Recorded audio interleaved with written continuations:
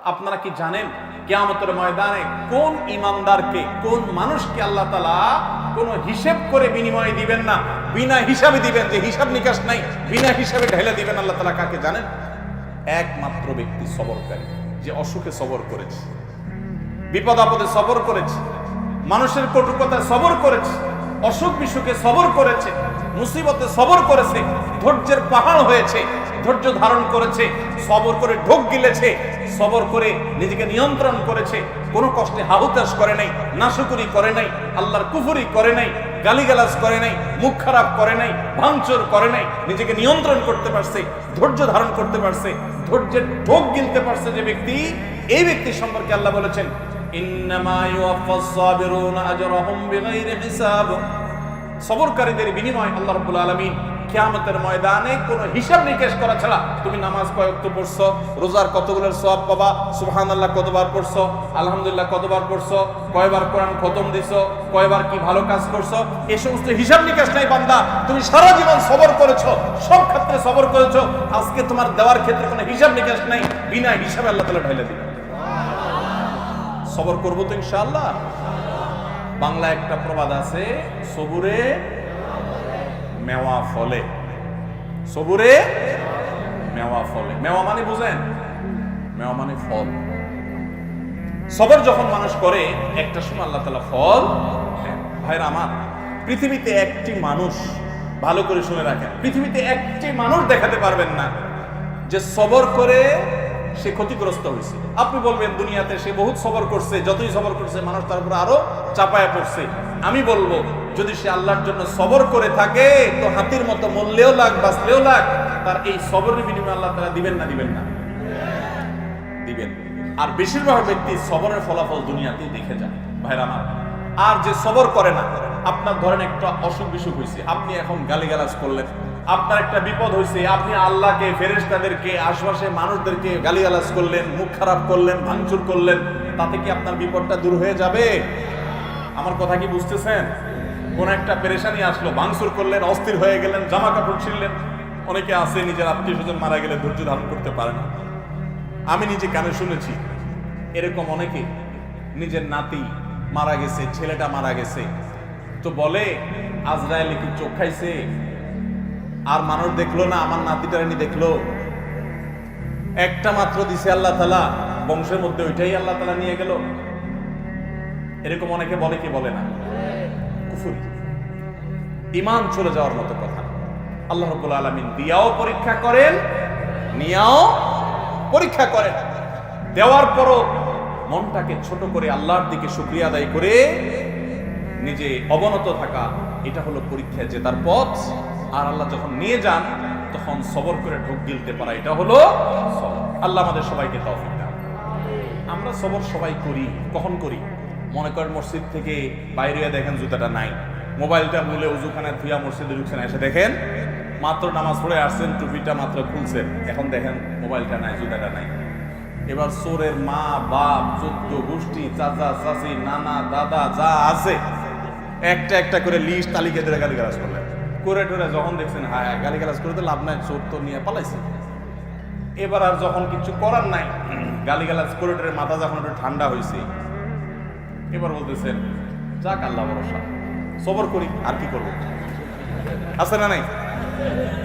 সব গালিগালাজ দিয়া সাইরা এরপরে যখন দেখছেন হ্যাঁ হ্যাঁ গালিগালাজ তো দিলাম, লাভ তো হলো না, মোবাইল তো পাই নাই, বেটা তো নিয়ে পালাইছে। এবার আমরা শেষে বলি কি, যাক কি আর করা, আল্লাহ ভরসা। আরে চোর মোবাইল নিচ্ছে, আমার কপাল নিতে পারে নাই, থাক সবর করলাম। এটার নাম কি সবর? নবী করিম সাল্লাল্লাহু আলাইহি ওয়াসাল্লাম বলেছেন ইন্নামাস সাবরু ইনদাস সাদমাতিল উলা।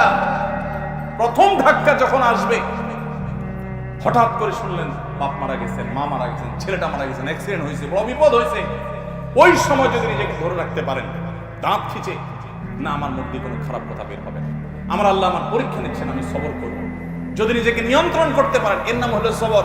গালিগালাজ করে সব শেষ করে এরপরে বললেন যা কি আর করা, সবর করলাম, তো এর নাম সবর না, এর নাম 2 নাম্বারই। কথা কি বুঝতে পারছেন?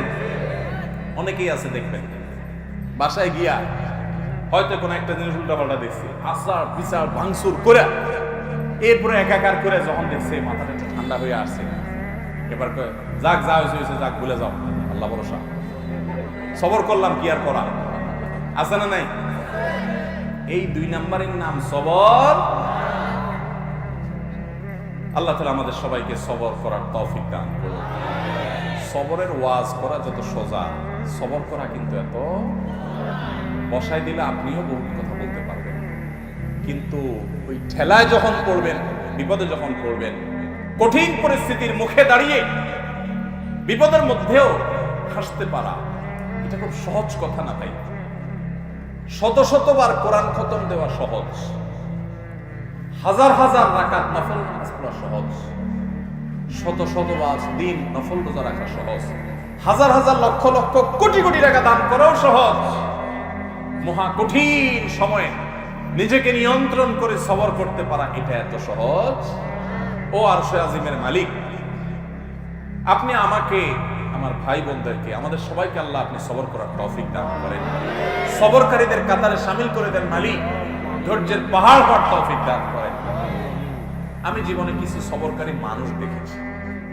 আমেরিকাতে এক আল্লাহর বান্দি বাংলাদেশী, এই কিছুদিন আগে মারা গেছে। ওনার অনেক কথা শুনেছি অন্যদের কাছে, এবং বিভিন্ন সময় বিভিন্ন ডোনেশন করতেন, বিভিন্ন বিষয়ে যোগাযোগ করতেন। এত বিপদ আপদের মধ্য দিয়ে একটা মানুষের জীবন পার হইতে পারে, যেটা কল্পনা করলেও আমরা কল্পনা আনতে পারবো না যে বিপদ আপদ কত ভাবে হতে পারে। শুরুতেই স্বামী অমানুষ, তালাক দিয়ে দিয়েছে, এরপর সারাটা জীবন ভুগছেন ক্যান্সারের মতো রোগে, সেটাতেও পা কেটে ফেলে দিতে হয়েছে, এরপরে একটা একটা করে কয়েকটা অঙ্গ কেটে ফেলে দিতে হয়েছে, বিছানায় শয্যাশায়ী। এরপরও আল্লাহর বান্দার মুখে কখনো অভিযোগ ছিল না। তিনি বলতেন, আমার মালিক আমার উপর খুশি আছে কিনা, আমার টেনশন সেটা, হাত যাক, পাও যাক, মাথা যাক, শরীর যাক, জীবন যাক, এটা আমার ইস্যু না। যত কষ্ট হয় আপনারা আমার জন্য দোয়া করবেন, আমি যেন সবরটা করতে পারি। ঈর্ষা, আমি চিন্তা করলাম সুবহানাল্লাহ, অনেক লম্বা লম্বা ওয়াজ তো করা অনেক সহজ, এই মহিলার মতো এরকম সবরের পাহাড় হতে পারা তো কঠিন কাজ। আল্লাহর কত প্রিয় বান্দি হলে আল্লাহ তাকে এতটুকু তৌফিক দিয়েছেন। কোরআনে কারিমে আল্লাহ রাব্বুল আলামিন আল্লাহর কাছে সবর চাওয়ার শিক্ষা পর্যন্ত আমাদেরকে দিয়েছেন। আল্লাহ আমাদের সবাইকে সেরকম সবর করার তৌফিক দান করুন। আমাদের সবরের অবস্থা কি জানেন?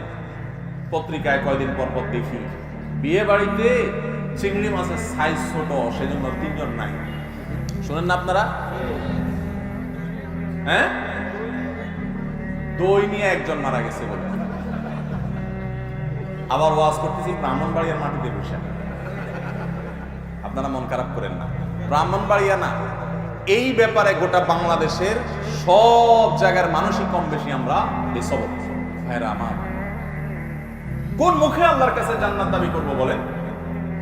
নবীদেরকে জীবন্ত করাত দিয়ে টুকরা করে ফেলা হয়েছে, আগুনে নিক্ষেপ করে ফেলে দেওয়া হয়েছে, একটার পর একটা ভয়াবহ পরীক্ষা নেওয়া হয়েছে। আল্লাহর নবী হওয়ার পর, আল্লাহর রাসূল হওয়ার পর তিলে তিলে তিলে তিলে আল্লাহ তাআলা তাদের পরীক্ষা নিয়েছেন, কষ্ট দিয়েছেন। শুধু তাদের নয়, নবী সাল্লাল্লাহু আলাইহি ওয়াসাল্লাম বলেছেন, ইন্নাল্লাহা ইযা আহাব্বা কওমান ইবতালাহুম, আল্লাহ যখন কোন জাতিকে, কোন সম্প্রদায়কে, কিছু মানুষকে যখন আল্লাহ বড় বেশি ভালোবাসেন, তখন আল্লাহ তাদের পরীক্ষা করেন, তাদের বিপদ দেন, মুসিবত দেন, একটার পর একটা, একটার পর একটা মুসিবত দিতে থাকেন, আল্লাহ পরীক্ষা করেন, আল্লাহ বান্দার ঈমানকে পরখ করেন। আমি কিছু মানুষকে দেখেছি, তারা বলেছে, ভাই নামাজ কালাম একসময় পড়তাম না, কই দিনকাল তখন এত খারাপ ছিল না, এখন নামাজ কালাম পড়া ধরছি, হালাল হারাম বাজ বিচার করা ধরছি, সুদ ছেড়ে দিয়েছি, ঘুষ ছেড়ে দিয়েছি, 2 নম্বর পথ ছেড়ে দিয়েছি, এখন দেখি ব্যবসা বাণিজ্য সব দিন দিন নাই হয়ে যেতেছে, সব পায়ের নিচ থেকে মাটি সরে যাচ্ছে। আমি বললাম যে এটাই হলো আল্লাহর পরীক্ষা। আল্লাহর দিকে যখন আসে কেউ, আল্লাহর দিকে আগায়, সে কি আসলেই আগাচ্ছে কিনা, সে কতটা পিওর, তার ভিতর থেকে সে অগ্রসর হয়েছে কিনা, আল্লাহ তাআলা ধাক্কা দিয়ে পরীক্ষা করে। ভাইরা আমার, চুলের থেকে নুন খসলে আমাদের হাত সামনে চলে আসে, ঠিক না ভাই? ঠিক, টোটা সামনে চলে আসে, আমরা হাতা গোছানো শুরু করে দেই। এগুলা কোন ইমানদারের চরিত্র? নবী করিম সাল্লাল্লাহু আলাইহি সাল্লাম বলেছে, সাহাবীদের সাথে একবার যাচ্ছিলেন উনি কোথাও, তো এক জায়গায় এরকম জটলা পেকে গেছে, জটলা পাকা দেখে নবী সাল্লাল্লাহু আলাইহি সাল্লাম জিজ্ঞাসা করলেন, কি হচ্ছে এখানে? বললেন যে ইয়া রাসূলুল্লাহ, এখানে কুস্তি চলতেছে, এক বীর, মারাত্মক শক্তি তার, তার সাথে কেউ পারতেছে না, যে আসতেছে একটার পর একটা সবগুলারে কাজ করে ফেলা দিচ্ছে, তার সামনে কেউ পারতেছে না। তখন নবী করিম সাল্লাল্লাহু আলাইহি সাল্লাম বলেছে, তোমাদেরকে কি আমি বলে দিব এই লোকটার চাইতে বড় বীর কে? এ তো বাহাদুর খুব, এর চাইতে বড় বীর, এর চাইতে বড় শক্তিশালী মানুষটাকে জানো? সাহাবীরা বলেন, ইয়া রাসূলুল্লাহ, অবশ্যই বলেন, এর চাইতে আবার শক্তিশালী মানুষকে আমরা তো জীবনে দেখি নাই, কে সে? নবী সাল্লাল্লাহু আলাইহি সাল্লাম বলেছেন, আসো তার সাথে পরিচয় করাই। এই লোকটা যে অনেক বেশি শক্তিশালী, সে অনেক বড় কুস্তিগীর, সে সব মানুষকে উপকার করে দিচ্ছে।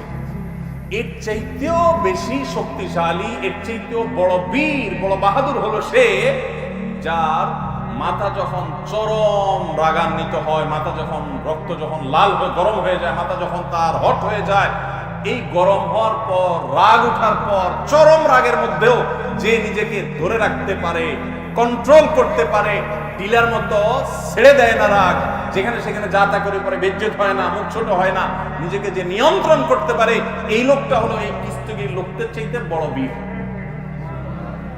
ভাইরা আমার, অনেক লোক আছে দেখবেন রাগের সময় ডাইরেক্ট হয়ে যায়, আছে না?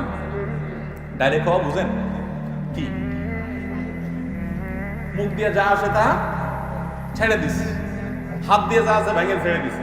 এরপর জিজ্ঞেস করেন, ভাই এটা কোনো কাজ করলেন? মাথা যখন ঠান্ডা হয় তখন যদি জিজ্ঞেস করে, ভাই এটা কোনো কাজ করলেন? বাবার বয়সী লোকটা গায়ে হাত দিলেন, এভাবে মুখ খারাপ করলেন? আপনি শিক্ষিত মানুষ ভাই, এভাবে আপনি এই জিনিসটা মনসুর করতেন, জিনিসটা কি ধরছিল ভাই? যখন জিজ্ঞেস করবেন তখন কি বলবে? আর এসব বলো না, আমার মাথা ঠিক আছে না। মাথা ঠিক না থাকলে তার নাম কি? তার তো হসপিটালে থাকা উচিত। লজ্জাও হয় না যে সে আবার বলতেছে মাথা ঠিক আছিল না। মাথা ঠিক আছিল না মানে তুমি তো পাগল ছিলে, এটা বলো যে আমি মেন্টাল।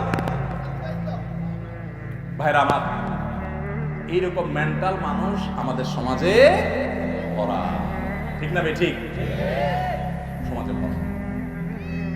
ডাইরেক্ট হয়ে যায় যে এটা তো ডায়রিয়ার রোগীর মতো। ডায়রিয়ার রোগীর যখন ডাইরেক্ট হয়ে যায় তখন বেচারারা কন্ট্রোল নিজের প্রতি থাকে না, টয়লেট পর্যন্ত যাইতে পারে না, আগেই কাম সারা যায়, ঠিক না? ঠিক। তো যে ব্যক্তির রাগ আসার পর এটা ধরে রাখতে পারে না, কন্ট্রোল করতে পারে না, ছেড়ে দেয়, যেখানে সেখানে যা তা গড়ায় ফেলায়, এই ব্যক্তি হলো এই ডায়রিয়ার রোগীর মতো ডাইরেক্ট হয়ে গেছে, লুজ হয়ে গেছে। এই সমাজে টাইট মানুষ বেশি না লুজ মানুষ বেশি? এখন কি টাইট হবেন না লুজ হবেন? নিজের সঙ্গে সংগ্রাম করবেন যে না, যত কঠিন পরিস্থিতি আসুক আমার মুখ খারাপ হবে না, মুখ দিয়ে গালি বের হবে না, হাত ছুটবে না, আমি অন্যায় করব না, আমি নিজেকে কন্ট্রোল করব। আল্লাহ আমাদের সবাইকে সেই তৌফিক দান।